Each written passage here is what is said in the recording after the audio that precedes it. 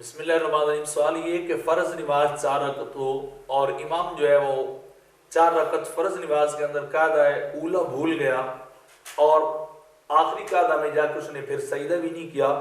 تو کیا اس سے نماز ہو جائے گی یا نہیں؟ تو اس کا جواب یہ ہے کہ اگر امام صاحب 4 رکعت فرض نماز کے اندر اس طرح کی غلطی کرتے ہیں کہ انہیں قاعدہ اولا چھوڑ دیتے ہیں تو ان پر سجدہ صاحب لازم تھا، لیکن اگر وہ آخر میں جا کر بھول جاتے ہیں اور سجدہ صاحب نہیں کرتے ہیں تو پھر نماز نہ امام صاحب کی ہوئی اور نہ مقتدی کی ہوئی۔ اگر وقت ہو تو اس نماز کو دوبارہ جو ہے وہ دہرا لینا بہتر ہے، لیکن اگر وقت نکل جائے تو پھر اس کی قضا اپنی طرف سے انسان کر سکتا ہے، لیکن دہرا لے تو وہ زیادہ بہتر ہے۔ فتاوی ہندیہ کے اندر اسی بات کو نقل کیے گا، ولا یجب السجود الا بترک واجب او تاخیرہ او تغییر رکن او تقدیمہ او تکرارہ او تغییر واجب، مطلب کن صورتوں میں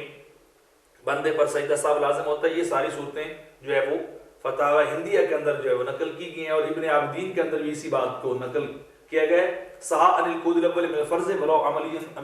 اما النفل فيعود ما لم يقيد بالسجدہ، یعنی بات یہ ہے کہ اس سے